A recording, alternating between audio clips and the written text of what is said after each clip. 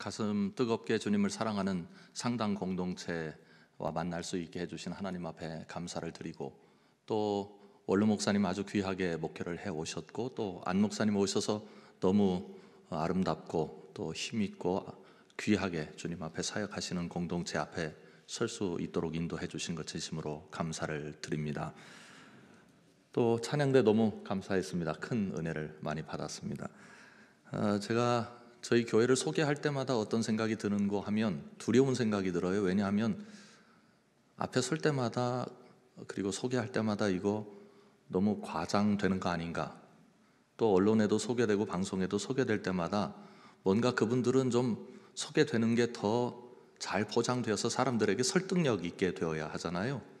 그래서 그런 부분에서 좀 과장이 있는 것 같아서 잘못하다가 우리 교회가 아닌 다른 교회로 사람들이 알면서 우리 교회를 바라보는 것 아닌가 하는 생각을 하게 됩니다. 저희들이 이런 사역을 시작하면서 함께 걸어왔던 길들을 잠깐 나누는 시간 가지려고 하는데요, 여러분들에게 하나님께서 은총을 베풀어 주셔서 모름지기 상당 공동체는 저희 교회가 섬기는 일 이상의 일을 해왔던 교회고 앞으로도 하실 만한 공동체이시니까 하나님께서 성령으로 기름 부어 주시길 간절히 바랍니다.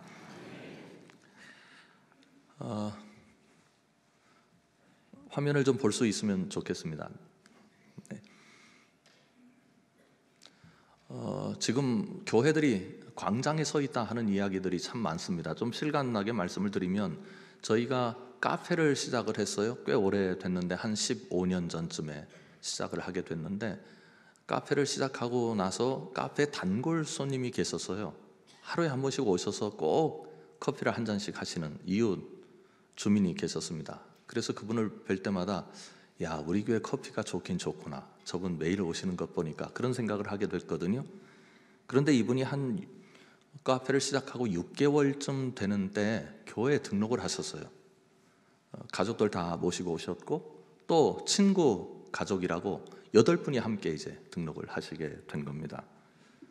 등록을 해서 너무나 기뻐가지고, 드디어 우리 교회까지 이제 걸음을 하셨네요, 카페까지 오셨더니 드디어 교회 안으로 들어오셨습니다 하고 제가 좋아하면서 그분을 맞이했더니 어떤 말씀을 하시느냐 하면, 목사님 그게 아니고요 그래요. 그래서 무슨 말씀이냐고 여쭤봤더니 제가 교회를 시험했어요 그러시는 거예요. 그래서 무슨 뜻입니까? 그랬더니 우리 교회가 이따 말씀드리겠습니다만 카페를 시작하면서 3가지를 천명을 했거든요. 이거 우리 하지 않겠습니다 이렇게 말씀을 드렸는데, 그걸 지키는지 안 지키는지 알고 싶어서 3개월 동안 매일마다 감독하러 오신 겁니다. 커피는 도구였고요. 근데 이분 얘기가 더 재밌어요. 3개월 가지고는 교회를 못 믿겠다 싶었대요. 그래서 3개월 더 카페에 가보자, 정말 지키는지. 3개월 또 시험을 하시는 거예요. 그래서 6개월 지난 다음에야 이분이 결론을 내렸대요. 이 교회는 믿을 만한 교회네. 그래서 우리 가족만 등록하는 게 아니라 니네도 우리 동네 믿을 만한 교회 하나 있으니까 같이 갔으면 좋겠다. 그래가지고 8분이 오신 거예요. 세상 사람들이 믿음의 공동체인 교회를 믿을 만한가 시험하고 있다는 겁니다. 또 한 가지 말씀드리고 싶습니다. 제 사택이 있는 바로 옆에 우리 상당 공동체 정도 되는 그런 큰 교회가 하나 지어져 가고 있었습니다. 그런데 젊은이 20대 초반으로 보이는 2명의 젊은이가 제 앞에서 걸어가고 있었어요. 한 3m쯤 떨어졌는데 가만히 보니 연세대학 T를 다 입고 있고, 또 바인더를 들고 있는데 거기에도 학교 이름이 새겨져 있는 것을 보니 연세대학 학생들임에 틀림없어요. 그런데 걸어가다가 교회를 이렇게 보더니만 다음과 같이 이야기를 나눕니다. 이 교회가 또 사람들의 피를 빨아서 교회를 짓고 있다, 그런 겁니다. 20대 지성의 한 학생들이 앞으로 이제 우리 사회에서 중요한 역할을 하지 않겠습니까? 어디를 가든지. 근데 이 사람들이 이렇게 교회를 바라보고 있구나 하는 생각을 했어요. 아니나 다를까 연세대학에 가서 설교를 해보니까, 제가 첫 번째 설교하러 갔을 때는 3.8%가 정기적으로 교회를 출석하는 학생들이다. 그렇게 말씀하셨거든요. 그런데 두 번째 3년 후에 가서 또 설교를 한번 하게 됐는데 그때는 3%가 안 된대요. 지금 우리나라의 그 상위 그룹, 리더 그룹 부분에서 기독교 인구수가 굉장히 높습니다. 하위 그룹보다 훨씬 더 높아요. 그런데 앞으로는 10년, 20년 지나고 나면 상위 그룹에서 기독교인 찾아보기가 어려울 거예요. 교회가 광장에 서 있고 광장에 서 있는 교회들을 대한민국 사회가 찬찬히 둘러보기 시작했습니다. 저들은 어떤 삶을 살아가고 있고 저들은 자신들이 가르치고 있는 성경에 대해서 어떻게 반응하고 있고 저희들의 가르침과 그리고 일상에서의 삶 그리고 동네에서의 삶이 일치하고 있는지 쳐다보고 있는 거죠. 여기에 우리가 인정할 만한 수준을 못 보이면 우리는 그 공동체를 대한민국 사회에서 인정하지 않겠다. 그런 식으로 반응하고 있는 것입니다. 사실은 대한민국 지금 그 교회 상황 속에서 가장 두려운 부분은 저는 이거라고 생각을 하거든요. 지성인들이 교회를 떠나고 있어요. 뭔가 의미 있게 이 사회가 존재해야 된다고 생각을 하고 이 사회적 변화가 긍정적인 방향을 향해서 흘러가야 한다고 생각을 하면서 그런 쪽에서 일하는 분들이 많이 교회를 등지고 있다는 점이 가장 두려운 일 중에 하나입니다. 그런데 그런 말씀 드리고 싶어요. 어떤 분에게 제가 이런 걱정을 했더니 이제 곧 은퇴를 앞두신 목사님이 하신 말씀이에요. 저한테 이렇게 말씀하셨어요. 조 목사, 교회가 누구 거야? 주님 것이죠. 그런데 네가 뭘 걱정해? 주님 거니까 주님께서 알아서 하실 거야. 그렇게 말씀하셨어요. 한국 교회가 여러 가지 부침이 있지만 주님께서 주님의 것인 주님의 공동체인 한국 교회를 또 우리 상당 교회를 세우시고 변화시켜 주시고 복되게 하실 줄 믿습니다. 우리의 소망이 바로 그거지요. 그런데 우리가 좀 변화가 필요하다. 교회를 이제는 다시 생각해야 된다 하는 느낌을 갖습니다.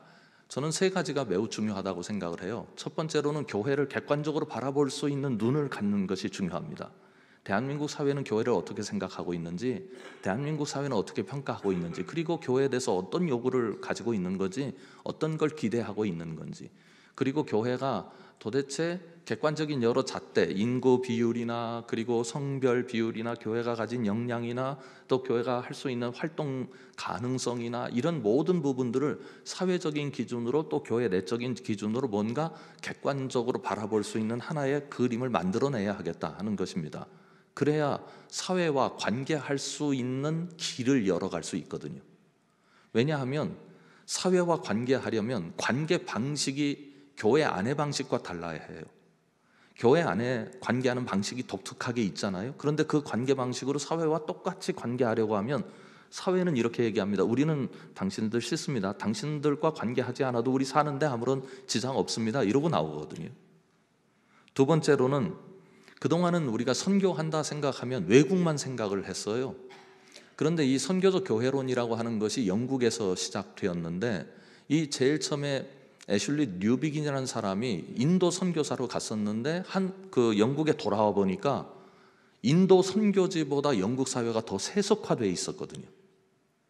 그래서 영국 사회가 선교적 대상이다 선포를 했습니다. 그래서 영국에서 미움을 받습니다.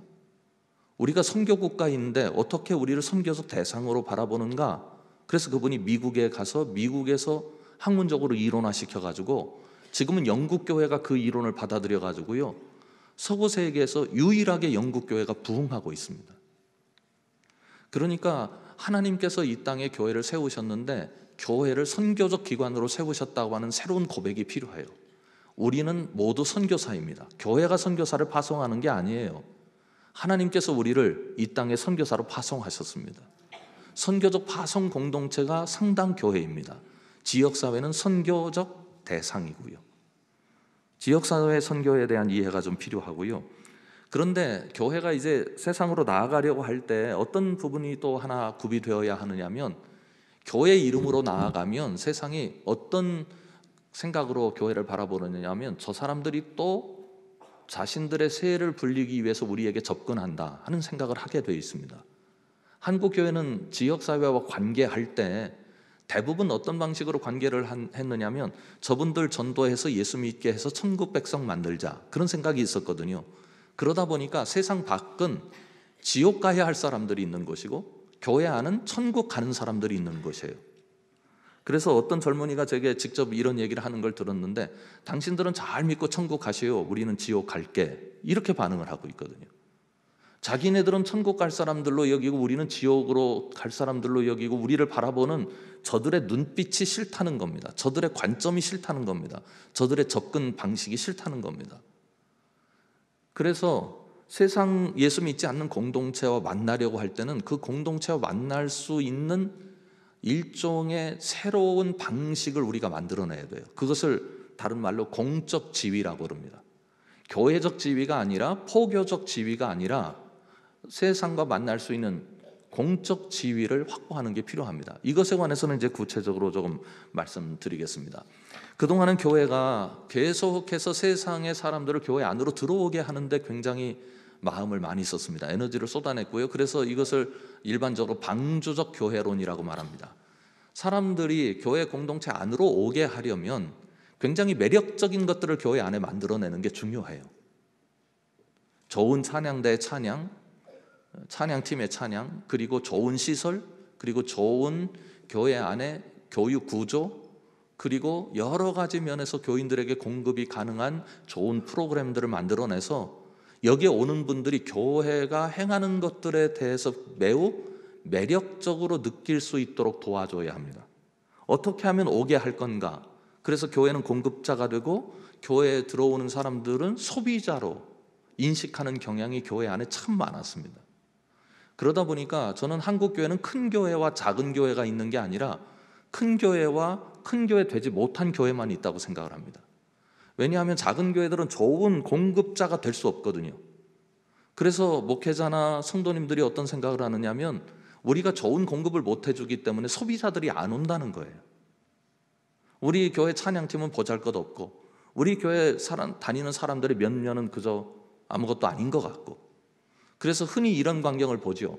어느 교회 출석하세요 하고 저도 짓궂게 물을 때가 있는데, 큰 교회 다니시는 분들은 저 어느 교회 다닙니다, 그렇게 말씀하시는데, 작은 교회 다니시는 분들은 저 어디 거기 교회 다닙니다, 그렇게 말합니다.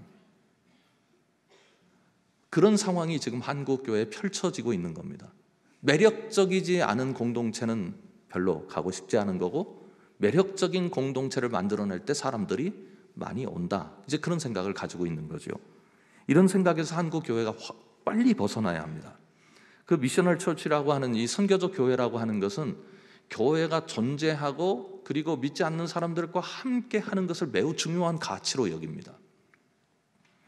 제가 미국에 있을 때 제 친한 친구가 있었어요. 이 두 친구는 같은 기숙사 방에서 살고 있었는데, 제리라는 친구와 스티브라는 친구였습니다. 그런데 가보니까 둘이 싸움이 붙었더라고요. 근데 문을 열 때부터 좀 수상했던 게 안에 귀한 냄새가 나고 있었어요. 저쪽에 보니까 백인 거지가 한 명 들어와 있었고, 둘이 논쟁을 하고 있는 겁니다. 논쟁을 하고 있는 건 이런 거예요. 이 백인 거지를 시설에 잘 보내가지고 이분이 회복될 수 있도록 잘 도와주는 게 우리가 해야 할 일이다, 그런 이야기를 하고 있는 게 스티븐이었고, 이 제리라고 하는 친구는 그러지 말고 우리가 좀 며칠 동안만이라도 좀 데리고 있자.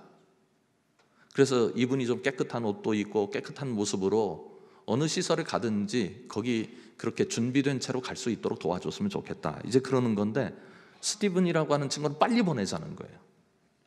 그런데 이 이유가 있습니다. 백인 거지를 여러분들이 좀 이해하셔야 되는데, 제가 한번 슈퍼에 갔어요. 그래서 마켓에 가서 이제 물건을 사고 나오는데 백인 거지가 저한테 접근을 하고 있었습니다. 그래서 뭐 달라고 하는 거겠지 하고 지갑을 열어서 뭐 공부하는 사람이었으니까 돈이 많지 않아서 작은 돈을 건네줬어요. 그랬더니 다른 백인이 또 저한테 오는 거예요. 그러더니 그 돈 주지 말라는 겁니다. 미국에서 당신처럼 유색인종이거나 흑인이면은 살아가는데 여러 가지 불편한 점도 있고, 또 미국 사회가 차별이 없는 사회라고 공표된 세상임에도 불구하고 여전히 보이지 않는 차별이 깊게 사회 속에 스며들어 있는데, 그러니 유색인종들이나 흑인들은 살다가 실패해서 거지가 될 수 있다는 거예요. 근데 백인들은 아니라는 거예요. 미국에서 태어난 백인들이 거지가 되는 이유는 전적으로 자기 책임이다. 자기 인생 하나 제대로 끌고 가지 못하는 사람에게 우리가 긍휼히 여길 필요가 없다는 겁니다. 그러니까 미국에서 제일 불쌍한 거지가 백인 거지예요. 사람 취급을 받지 못해요. 다 멸시해요. 긍휼한 마음의 대상도 못 됩니다. 그러니까 이 거지를 놓고 논쟁이 벌어진 거지요. 그런데 제리가 한마디로 이런 이야기를 끄집어내니까 스티븐이 그럼 그렇게 하자 그랬습니다. 그 얘기가 뭐냐면, 이 사람, 내가 살면서 거지로 살면서 사람 취급 받아본 적이 없는데 예수 믿는 사람들이 있었다. 그런데 그들이 나를 사람 취급해줬다. 나를 사람으로 봐줬다. 친구처럼 같이 먹게 해줬고 씻게 해줬고 나를 존중하는 마음으로 바라봐 주었다 하는 추억을 남겨주자. 앞으로 이 사람의 인생이 어떻게 될지는 모르지만 그건 주님께 맡기고, 우리가 할 일은 이렇게 무시받고 인격적으로 모멸감 가지고 살 수밖에 없는 그런 거지에게 누군가는 사람 대접을 해줬고 누군가는 사랑을 보여줬고 누군가는 그 인생을 진지하게 생각해줬다고 하는 것에 대해서 추억을 갖고 그 추억 때문에 힘을 얻을 수 있도록 도와주자, 그런 얘기였습니다. 교회가 할 일이 그것입니다. 이 세상 예수 그리스도를 모르는 사람들에게 교회가 인격적으로 다가오고 그들의 형편과 처지를 바라보고 그것을 이해해주고 안아주고 마음으로 받아들여주는, 예수님이 그 유대 사회의 친구가 되어주셨던 것처럼 그렇게 우리를 기다리고 있다는 사실을 깨닫는 것이 선교적 교회의 모습이라고 볼 수 있겠습니다. 그래서 저희는 이제 교회가 이 일을 감당하려면 좀 더 뭔가 우리에게 변화가 필요하다 생각을 해가지고 14개월 동안 컨설팅을 했습니다. 전문가들을 모아가지고요, 기구를 하나 만들어서 이분들이 교회를 객관적으로 바라보고 객관화시킬 수 있도록 기회를 드렸습니다. 그래서 맨 처음에 이제 당회 제안을 하고 항존직들을 설득하고 그리고 전체 교인들을 놓고 설득을 해서 이 기구가 교회 안에 들어와서 일을 할 수 있도록 만들어냈습니다. 그리고 이제 교회가 지역사회와 만나려고 하는 차원에서 일을 하려고 하는 거니까 교회가 이걸 충분히 이해하는 것도 중요하지만 우리의 파트너십을 가지고 있는 지역사회라고 하는 이 사회가 교회가 무엇을 하고 있는지 알아야 되겠고 또 그 지역사회 이야기들이 교회 안으로 들어올 수 있는 구조를 만들어내야 될 것 같더라고요. 그래서 그분들의 제안에 의해서 그 지역의 주민센터 동사무소의 동장님이시죠. 동장님, 그리고 지역의 부녀 회장님들, 그리고 학교 선생님들, 지역의 리더 그룹에 있는 몇 분을 초청을 해서 조직 속에 들어오도록 만들어냈습니다.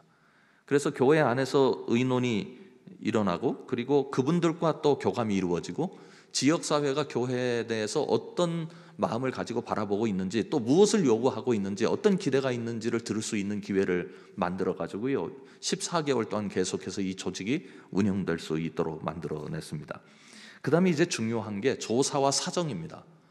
지역사회를 교회가 잘 알고 있다고 생각을 하지만 그러나 사실은 객관적으로 바라볼 수 있는 눈에 대한 연습이 없었기 때문에 지역사회를 정확하게 파악하지 못합니다. 그래서 저희 교회가 위치하는 지역에 3km 반경을 두어가지고 그 지역사회 설문조사를 하고 일반조사를 했습니다. 인구수가 얼마나 되는지, 이 사람들에게 공급되는 복지는 얼마나 되는지, 그 공급에 대해서 수요자들이 어떤 평가를 내리고 있는지, 이 지역에 어떤 부분에 복지의 사각지대가 있는 건지, 사람들은 어떤 욕구를 가지고 있는 건지, 이런 일들에 관해서 전부 교회가 데이터를 갖게 된 것입니다.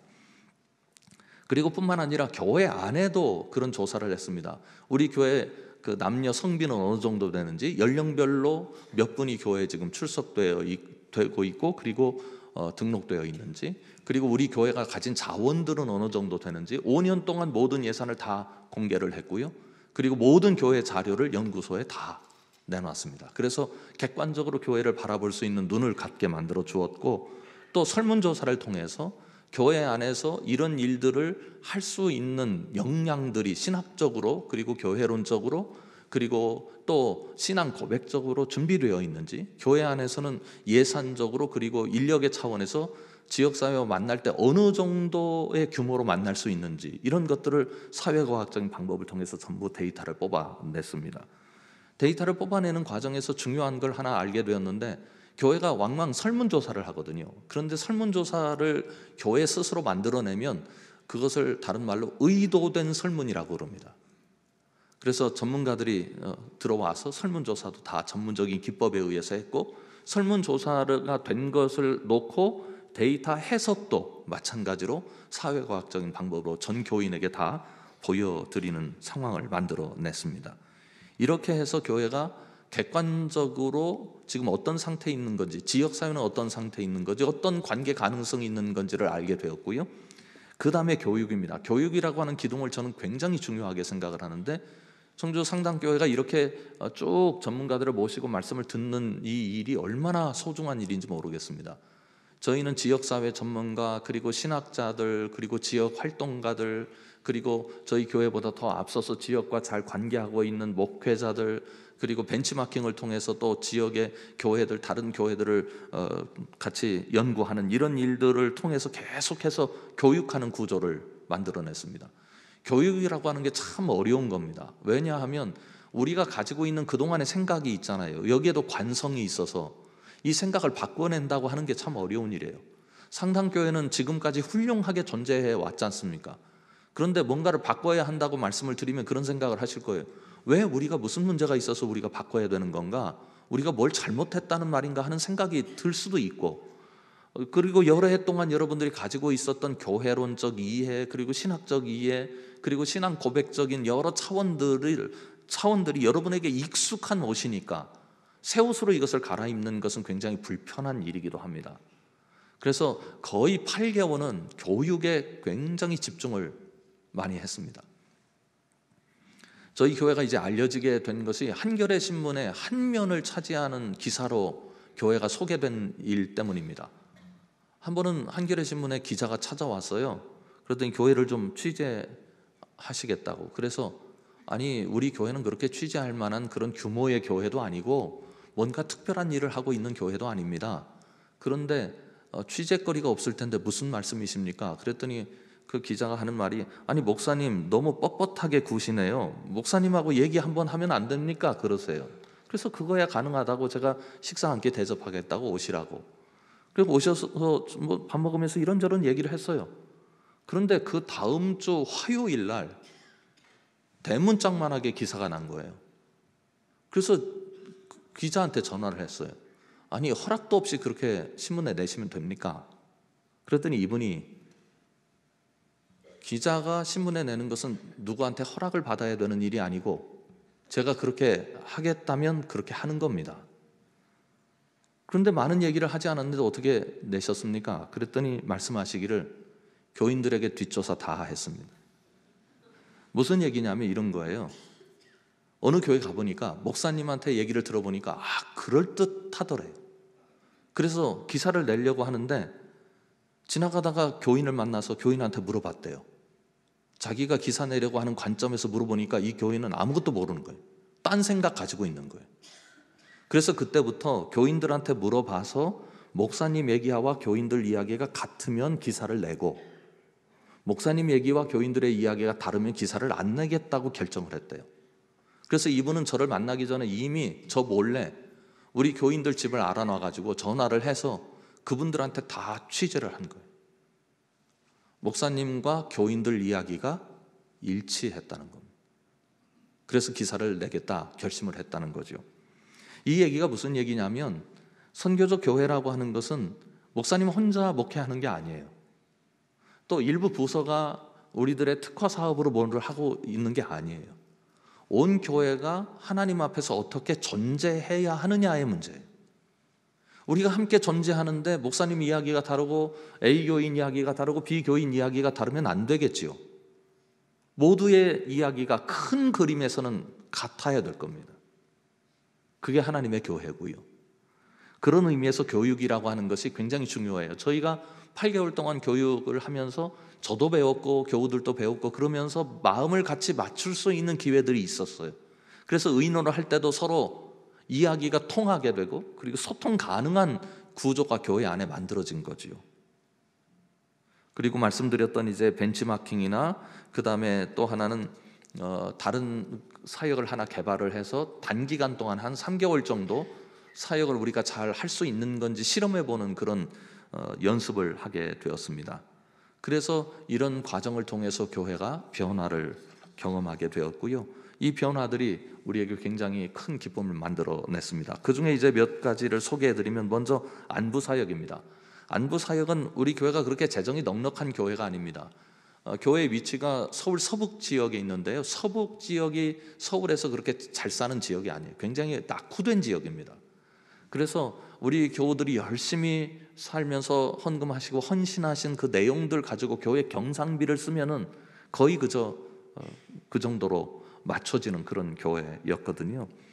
그래서 뭔가를 한다고 하는 것이 굉장히 두려운 일이었어요. 그런데 구청장님이 오셔가지고 한 번은 교회 앞에서 인사를 하시는데 눈물을 흘리세요. 왜 그러냐면 그 지역의 여자 어르신께서 세상을 떠나셨는데 15일간 시신이 발견되지 않았어요. 혼자 사시는. 나중에 구청 직원이 알게 되었고 그래서 장례를 치러 드렸어요. 그 경험을 한 구청장님 마음이 영 안 좋은 거예요. 내가 담당하고 있는 이 지역에서 사람이 세상을 떠났는데 시신이 발견되지 않아서 이렇게 장례를 치를 수밖에 없었다고 하는 것에 대해서 자괴감이 많이 든다, 그런 말씀 하시더라고요. 그래서 우리 교회가 어떤 일을 했느냐면, 그러면 우리 교회가 지금 예산은 없으니까 전화기는 있으니까 혼자 사시는 분들 명단을 주십시오. 그럼 저희들이 일주일에 2번씩 전화를 해가지고 이분이 생존하고 계신지, 식사는 하고 계신지, 도움이 필요한 것은 없는지, 그래서 구청에 도움이 필요한 것 있으면 구청으로 전화를 드려가지고 담당 부서에 이렇게 연결해 드리는 일을 하겠습니다. 그래가지고 한 400여 명의 명단을 받습니다. 그래서 조직을 해가지고 안부를 묻는 사역을 시작하게 된 거예요. 그래서 이제 구청과 연결 사업을 하게 되었는데, 이런 일들을 통해서 그분들과 만나게 되고 인격적인 교제가 생기게 되니까 이분들의 이야기가 나와요. 우리 청소를 1년 동안 한 번도 못했습니다. 청소 좀 해주세요. 우리 그래서 밥은 끓여 먹겠는데 반찬 만들기가 어려워요. 그러니까 반찬 좀 만들어 주시면 안 되나요? 그래서 그분들의 욕구에 따라서 저희들이 반응하는 사역이 되어서 지금은 일주일 동안 밑반찬을 만들어서 밥만 있으면 식사를 하실 수 있도록 그렇게 사역을 감당해 나가고 있습니다. 그러니까 교회가 이걸 하겠다 해서 반응한 사역이 아니고, 지역사회가 교회에 요구하는 것에 대해서, 그럼 그런 아픔이 있고 그런 빈 구석이 있으니까 저희가 사역을 개발해서 이렇게 하겠습니다라고 반응한 사역이라고 볼 수 있고요. 방과교실도 마찬가지입니다. 지금 40여 명의 학생들이, 어린이들이 교회에 와서 방과 후를 보내고 있는데, 그때 우리 지역에 맞벌이 부부들이 많았습니다. 맞벌이 부부들이 많아서 그분들이 살아가는데 아이들 관리하는 게 힘든 거예요. 고급 인력으로 맞벌이 부부면이야 뭐 넉넉하게 사람도 쓰고 그러겠습니다만, 저희 지역에 있는 맞벌이 부부들은 대개는 허드렛 일 하시는 분이에요. 둘이 다 벌어서 모아봐야 가정 하나 꾸려가기 빠듯한 가정들이 참 많았어요. 그래서 그분들 아이들 관리할 수 없어가지고 학원 보내는 것도 비용 때문에 어려움이 있고, 그래서 그분들 교회에 보내주시면 우리가 그 아이들 잘 돌보겠습니다. 그래서 구청에서 우리 교회를 인정을 해줘가지고 2개 반을 개설할 수 있도록 도와주셨어요. 그래서 이 사역이 10년 넘게 지금 지속되고 있는데, 참 묘한 건 교회가 사랑의 공동체잖아요. 저는 놀라운 일이라고 생각을 하는데, 저희 교회에 올 때 방과교실 다니는 아이들이요, 학습 지진아들이 꽤 있어요. 그런데요, 지금 저희 교회에서 이제 방과교실을 통해서 아이들이 대학까지 들어가는 아이들이 생겼거든요. 중학교 들어가면은요, 전교 10등 안에 드는 아이들이 대여섯 명이 나와요. 아이들을 사랑으로 간식도 챙겨주고, 또 아이들 자존감도 높여주고, 또 아이들을 소중하게 교회가 생각해주고 다루니까 아이들이 자기 인생에 대해서 설계할 수 있는 마음이 생기더라고요. 자기가 어떻게 살아야 하는지, 자기가 얼마나 소중한 존재인지 깨달으니까 아이들이 스스로 공부를 해요. 그래서 저희 교회에서는 하는 일이 어떤 것밖에 없느냐 하면, 아이들 오면 숙제 내주잖아요. 그러면 선생님들이 6분이 계신데 6분이 그룹별로 앉아가지고, 야, 숙제 이거 이렇게 하는 거야 저렇게 하는 거야 알려주는 거거든요. 그런데 나중에 그게 교육학적으로 보니까 자기 주도 학습을 얘들이 해 간 거예요. 그러니까 중학교 들어가면 학원 안 다녀도 우수생들이 될 수 있는 아이들로 자라나더라고요. 교회 품은 위대합니다. 다섯콩 도서관은 지역에서 이제 작은 도서관 운동들이 많이 있기 때문에 작은 도서관들이 그 당시에 많이 생겨났어요. 그런데 어린이 전용 작은 도서관은 없는 겁니다. 그래서 어린이들은 책을 보는 기간이 짧지 않습니까? 금방 자라니까. 그런데 또 어린이 책값은 비싸요. 그래서 아이들이 볼 수 있는 책을 다 구비하는 게 어려워요. 그래서 아이들 전용 도서관을 좀 만들어 주십시오. 그래가지고 우리가 어린이 전용 도서관을 만들었는데 지금 약 12,000권 정도, 어린이 회원이 약 1,200명 정도 지금 가입되어서 아이들이 와서 놀기도 하고 또 여러 프로그램에 참여하기도 하고 도서 대출을 받기도 하고 봉사활동도 하고 이런 일들을 도서관에서 해내고 있습니다. 그리고 바오밥 카페가 있는데요. 아까 등록하셨던 분, 그분이 등록하게 된 가장 결정적인 원인을 제공했던 3가지 하지 않겠다는 게 저희들 약속입니다. 첫 번째로 이것을 통해서 전도의 도구로 활용하지 않겠다는 거예요. 그래서 거기 오면 뭐 전도해가지고 예수 믿으라고 그런 얘기 하지 않겠다. 두 번째, 교회에 어떤 분위기를 만들어내지 않겠다는 겁니다. 거기다 뭐 선교지를 놓는다 해서 전도지를 놓는다할지 설교집을 놓는다할지 아니면 복음성가를 틀어놓는다 할지 교회 분위기가 나타나는 어떤 것도 하지 않겠다 하는 거였고요. 세 번째로는 교회 우선권을 주지 않겠다는 거였습니다. 그래서 뭐 여전도회가 월요일 끝난 다음에 임원회 모여야 된다. 그런데 임원회 우리 모일 거니까 이 자리는 비워놓으십시오. 다른 사람 주면 안 됩니다. 이거 안 된다 이겁니다. 지역 주민들을 위해서 우리가 카페를 만들었으니까 지역 주민이 주인인 거고 우리도 함께 사용하는 것뿐이다.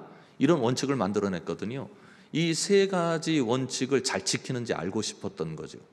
그래서 카페가 교회가 운영하는 카페가 아니라 지역 사람들이 함께 이야기를 나눌 수 있는 사랑방 공간이 될 수 있도록 환경을 만들어낸 겁니다. 이런 사역들이 다 어떤 것을 통해서 나오게 되었느냐면 신학적인 전환, 교회론적인 전환, 그리고 교회를 객관화시키는 과정들을 통해서 나타난 열매들이라고 말씀드릴 수 있겠습니다. 이런 상황이 이제 벌어지게 되었고, 그래서 하나님께서 은총을 베풀어 주셔서 이런 사역들이 이제 더 확대되게 됩니다. 그 당시에 굉장히 어려운 문제가 하나 있었는데요. 교회가 이런 일을 감당하면서 여러 가지 지원들을 받는 부분이 있었는데 이런 부분에 관해서는 그냥 넘기도록 하겠고요. 그 다음 얘기를 하나 더 드리고 싶습니다. 그 당시 은평구에 청소년 자살이 문제로 드러나기 시작했습니다. 대한민국 사회의 자살률이 급속하게 증가됐는데 그 급속하게 증가되는 과정에서 청소년들이나 심지어 초등학교 다니는 아이들이 자살하는 일들이 일어났어요. 근데 가만히 생각을 해보니 교회는 생명공동체인데 어린이들이, 청소년들이 인생을 살아보지도 않고 자기 목숨을 스스로 결정해서 끊는 건 너무나 불행한 일 아닙니까? 대한민국이 이렇게 가면 안 되겠다. 그러니까 생명공동체인 교회가 이분들을 좀 도와드려야 되겠다. 그런 생각을 하게 됐습니다. 그래서 이제 학교들을 만나기 시작했어요. 그랬더니 학교들이 자살도 문제지만 학교 자체가 지금 너무 어렵습니다. 도우실 일 있으면 학교와 함께 할 수 있는 길이 없을까요? 이렇게 됐습니다. 그래서 지역의 몇 목사님과 학교에 대해서 공부를 하기 시작했어요. 우리는 학교에 대해서 잘 모르잖아요. 그래서 대한민국에서 내노라 하는 학교 활동 전문가들, 선생님, 뭐 교장 선생님, 또 교육계 인사들, 그리고 교육 운동을 하는 분들, 이런 분들을 모셔가지고 1년 반 정도, 그래서 2-3분 목사님이 모여가지고 그분들에게 강사비 내가면서 공부를 했습니다. 그러고 보니까 학교가 어느 정도 상태에 있는 건지, 지금 학교의 어려운 점은 무엇인지, 교회가 학교를 어떻게 도울 수 있는지에 대한 그림이 대충 그려지더라고요. 그래가지고 이 그림을 그린 상태로 구청장님을 만났어요. 그리고 그 지역의 학교 담당자들을 만나기 시작했습니다. 교장 선생님들을 만나기 시작했는데 이분들이 교회가 직접 도울 수는 없고 공적인 어떤 기관을 세워서 교회가 그 기관을 후원하고 그 기관이 학교를 도울 수 있도록 그런 구조를 만들어내는 것이 좋겠습니다. 그렇게 말씀하셔가지고 은평구에 좋은 학교 만들기 네트워크라고 하는 그런 그 단체를 만들어냈습니다. 그래서 그 지역에 있는 한 학교에 교사 캠프를 했어요. 교사 캠프를 했는데 2박 3일짜리를 했는데 3일째 되는 날 교사들이 마지막 시간에 전부 다 펑펑 우시는 거예요. 우리 너무 힘들다. 우리 너무 고통스럽다. 학교 교사로서 존재하는 게 지금 대한민국 사회에서 굉장히 힘든 일입니다. 응원해드리고 마음 어루만져드리고 자신을 볼 수 있도록 만들어드리고 또 사회적 변화에 대해서 감각을 가질 수 있도록 만들어드렸더니 무장이 해제됐어요. 그래서 소위 우리식으로 얘기하면 간증이 벌어지게 된 거예요.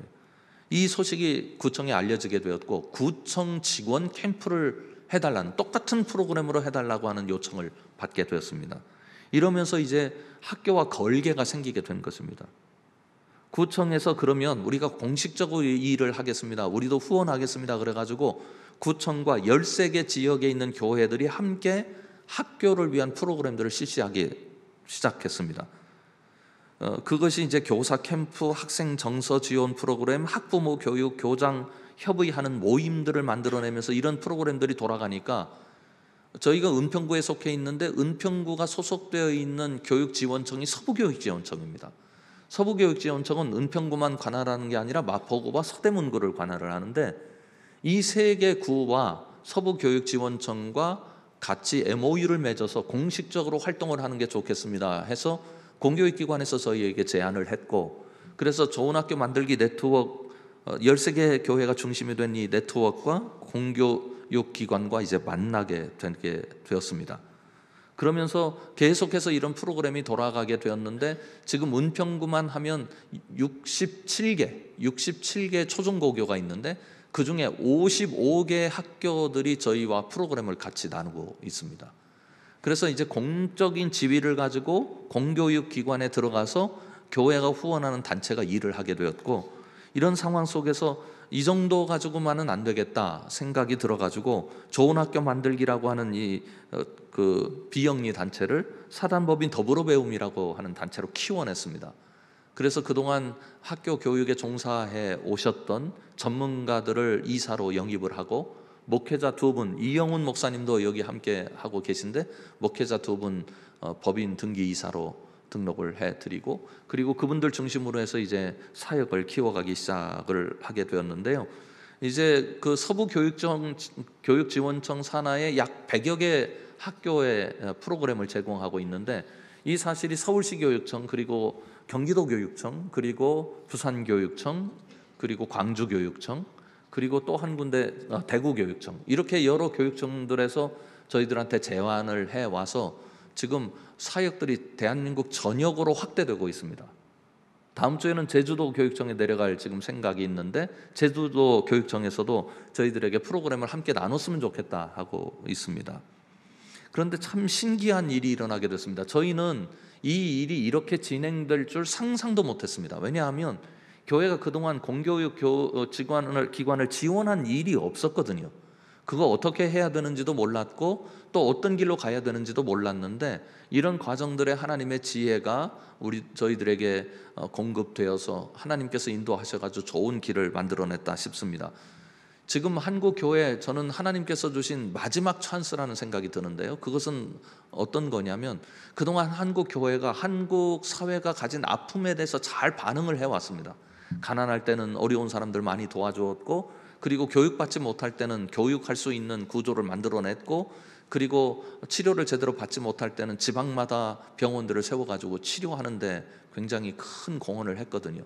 그런데 지금은 교회가 할 일이 별로 없습니다.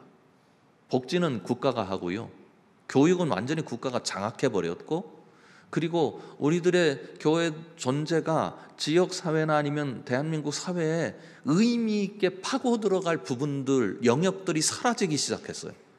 이제는 국민들의 삶을 국가가 다 책임지겠다고 나선 것 아닙니까? 그런데 참 국가도 지역사회도 채워줄 수 없는 고통스러운 한 공간이 생겨났어요. 그게 학교예요. 지금 대한민국의 학부모들의 마음을 뒤흔들고 있는 드라마가 뭐예요? 스카이캐슬. 왜 지금 뒤흔들고 있는 겁니까? 학교 이야기. 학교의 모습이 적나라하게 드러나고 있고, 학교에 반응하는 대한민국의 교육하는 그런 과정들, 그리고 교육을 생각하고 있는 학부모들, 그리고 학생들의 모든 모습들이 다 지금 내면에 있는 것들이 겉으로 드러난 사건들이잖아요. 이렇게 돼서 학교가 굉장히 아파합니다. 이런 얘기가 있어요. 제가 직접 들은 얘기인데, 엄마 나 오늘 학교 안 가면 안 돼. 나 학교 안 가고 싶어. 나 더 자고 싶어. 그게 누가 하는 소리냐면 선생님들이 하는 소리. 너무 힘들어요. 가면 아이들 만나는 게 두려워요. 서울교대 들어가려면요, 서울대학교의 중간급 정도 과에 들어가는 실력이 있어야 돼요. 이 선생님들은요, 프로젝트의 산물이에요. 부모님들이 스카이캐슬 같은 분위기 속에서 학교 보내고 학원 어디 보내고 그래가지고 계속해서 자기 차로 실어 나르면서 아이가 아침부터 저녁 늦게까지 공부해서 그런 아이를 만들어낸 겁니다. 여러분, 서울에서 연고대 들어가는 게 그렇게 얼마나 어려운지 너무나 잘 아시잖아요. 학교에서 몇 명 못 들어간다고요. 특별한 프로그램에 의해서 특별한 공급을, 교육적인 공급을 특혜 가깝게 받아낸 애들이 들어갈 수 있는 대학들이 인류대학이라고. 서울교대 안에 들어온 학생들도 그래요.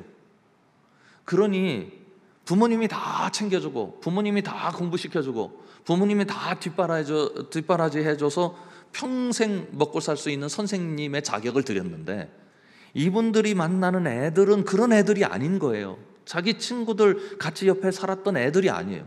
그러니까 애들을 보는 것 자체가 스트레스예요. 애들이 왜 저렇게 사는지, 애들이 왜 저런 반응을 보이는지 이해할 수가 없는 일들이 너무나 많이 일어나거든요. 고등학교 가면 더 가관입니다. 제가 고등학교 선생님들하고 한참 얘기를 해봤는데요, 고등학교 선생님이 그러시더라고요. 목사님, 우리 반이 37명입니다. 그런데 제가 수업을 할 때요, 4명이 눈을 뜨고 저를 쳐다봅니다.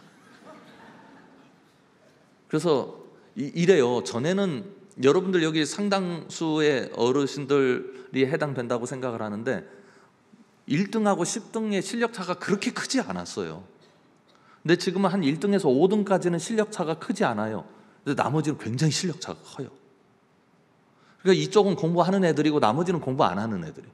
그래서 우연히 점수가 나와가지고 등위가 매겨지는 거예요. 그런데 그렇게 4명은 도대체 어떤 애입니까? 그랬더니 그 중에 2명은 공부하는 애고요, 그 2명은 착한 애예요. 그래서 착한 애는 뭡니까? 그랬더니 우리마저 눈 감고 있으면 선생님이 너무 상처받으실까 봐서 선생님 눈은 뜨고 쳐다보는 보자 하는 아이가 2이라는 거예요. 지금 고등학교 현실이 그렇습니다. 그러니 누군가의 도움이 필요한 거예요. 선생님들 입장에서 보면 학부모들 찾아와서 난리죠. 교장 선생님 위에 관리 그룹에서는 왜 애들 제대로 다루지 못하느냐고 난리죠. 요즘은 아이들한테 말 한마디라도 제대로 할 수 있습니까? 다 스마트폰 이렇게 들고 찍어대기 시작하는데요. 뭐 미투 운동이니 뭐 또 학교에 지금 동성연애니 이런 문제들이 심각하게 학교 사회를 뒤흔들어 놓고 있기 때문에 선생님들이 도대체 마음 둘 곳이 없는 상황 속에 있거든요. 근데 학생들은 학생들대로 방황해요. 우리 인생을 어떻게 살아야 하는지. 지금 강남의 학부모들은요, 우리 아이들 인류대학 들어가고 외국에 내노라는 대학을 졸업시켜도 먹고 살기 힘들다는 결론이 이미 나 있어요. 하버드, 뭐 스탠포드, 무슨 예일 대학 외국에서 공부하고 들어왔는데 자리가 없어서 놀고 있는 분들이 꽤 많거든요. 이런 현실 속에서 아이들의 희망은 사라졌고, 선생님들은 아이들을 다루는 걸 두려워하고 있고, 그러니까 선생님들끼리도 서로 만나는 게 힘들고요, 아이들하고 만나는 게 힘들고, 학부모들, 학교 선생님들, 교장 선생님들, 아이들 다 힘을 합해서 이 세상을 살아갈 지혜를 다 모아도 아이들이 살기 힘든 세상이잖아요. 그런데 그런 학교 현실을 사랑하고 응원하는 공동체가 하나 나타나게 된 겁니다. 이게 사단법인 더불어배움입니다. 그렇게 되니까 학교가 놀랍게 교회에 아이들을 보내기 시작했어요. 저희는 마을형 청소년 케어라고 하는 프로그램이 있는데요, 이 마을형 청소년 케어 프로그램들이요, 그 프로그램들이 어떤 현상을 불러일으켰느냐면, 이제 토요일 방과 후 교실을 학교에서 프로그램을 진행을 하는데 학교 안에 말고 학교 밖으로 아이들을 보내서 프로그램을 진행하는 그런 결과물이에요. 무슨 말씀이냐면, 학교가 토요일에 방과 후 교실을 만들어 가지고 아이들에게 교육을 제공하는데 이거를 교회에 보내도 되겠다 생각을 하게 된 거죠. 그 이유는 학교에 교회가 들어와서 일을 하는 거 보니까 저 공동체가 우리보다 오히려 나아, 교육적인 측면에서 아이들 더 잘 돌봐요. 그러니까 주변에 있는 교회들에게 아이들을 토요일 날 맡겨도 문제없이 아이들을 잘 섬기겠다, 그런 생각을 해서 토요 방과 후 학교를 저희 교회에서는 프로그램을 뭐로 가지고 있느냐, 마을형 청소년 케어라고 하는 프로그램으로 운영을 하고 있는데, 그런 프로그램에 보내도록 조치가 됐습니다. 그동안이요, 지금은 서울은 지금 이런 상황이거든요. 학교 앞에 가서 전도하면 경찰 출동됩니다. 전도 못합니다. 또 학교에서 성경 가르치면 그 선생님 징계받습니다. 종교 활동을 한다고요. 이런 상황이거든요. 아이들과 접촉면이 다 사라졌어요. 앞으로 더 심각해질 것이라고 봅니다. 그런데 학교가 아이들을 모집을 해가지고 교회에 보내줘요. 얼마나 감사한 일입니까? 비록 신앙교육을 하지는 않지만 교회 공간 안에 들어오게 되고 교회 학교 교사들의 헌신을 통해서 이 아이들이 또 도움을 받고, 그리고 교회 전문가들이 들어와 가지고 그 아이들을 교육하는 그런 프로그램들이 실행되게 된 것입니다. 그래서 굉장히 큰 반향을 불러일으키게 됐어요. 그래서 이제 교회 학교 아이들과 교회 학교 선생님과 학교에서 보내준 아이들이 만나는 자리가 생기니까 여기에서 선교 공간이 생겨요.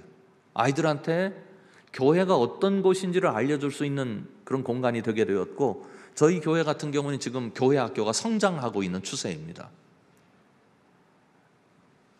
그런데 이제 지역사회에서 교회가 아이들을 만날 수 있는 공간들이 만들어졌잖아요. 방과 교실, 그리고 또 도서관, 그리고 또 토요일 날 학교에서 아이들을 보내줘가지고 아이들이 교회에 드나들게 됐죠. 그래서 저희가 어떤 실험을 했느냐면, 이 지역의 아이들을 교회에서 불러 모을 수 있을까? 그래서 여름 성경학교를 프로그램을 바꿔서 마을 캠프를 만들었습니다. 1박 2일짜리로 만들어냈어요. 그래서 원칙이 교회 학교 아이들 반절, 그리고 나머지 반은 지역의 아이들, 그렇게 지역에 공표를 했는데 지역에서 아이들이 선착순 모집이 됐어요. 아이들이 많이 오고 싶어요. 그러니까 교회 프로그램에 참여했던 아이들, 그리고 학부모들이 교회의 공적인 지위, 공신력을 인정하게 되니까 우리가 이 교회에 보내도 되겠구나 하는 결론을 갖게 된 거죠. 그래서 비용도 받고 아이들을 모집을 하는데 아이들이 오기 시작했어요. 저는 이거 굉장히 중요한 일이라고 생각을 하는데, 이제 이런 그림이 그려진 거죠. 지역사회, 학교, 그리고 교회, 이 세 개 공동체가 함께 만나는 그림이 그려진 겁니다. 그래서 이 지역사회가, 학교가, 그리고 교회가 서로 같은 호흡을 가질 수 있게 됐어요.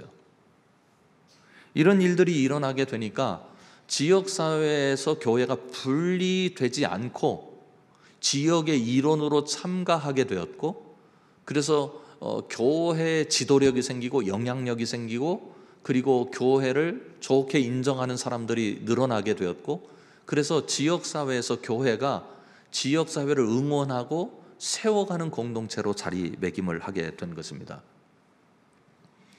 저는 우리 청주 상당교회가 하나님 앞에서 그런 일 충분히 감당할 수 있으리라는 소망을 갖습니다. 청주 상당교회는 그동안 많은 자원을 가진 교회로 성장하게 되었습니다.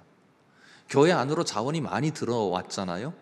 하나님께서 우리에게 큰 축복을 주셨으니까 이제는 이 축복을 나눠야 되는 거죠.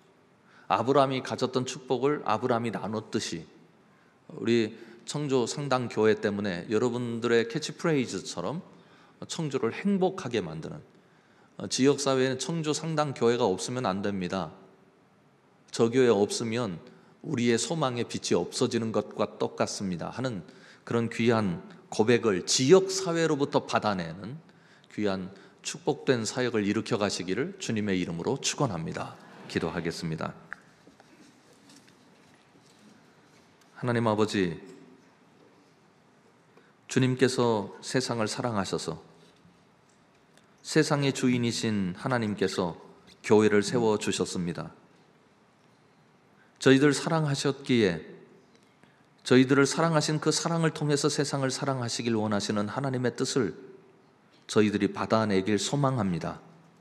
아버지 하나님, 우리 상당 공동체도 주님께서 세상을 사랑하신 것처럼 세상을 사랑하는 공동체로 오게 해주셔서 감사합니다. 앞으로 더 분명하고도 효과 있게, 그리고 주님 원하시는 방법으로 사랑해서 청주를 주님께서 기뻐하시는 도시로 만들어내는 귀한 역할 감당할 수 있도록 역사하여 주시옵소서. 예수 그리스도의 이름으로 기도드리옵나이다. 아멘.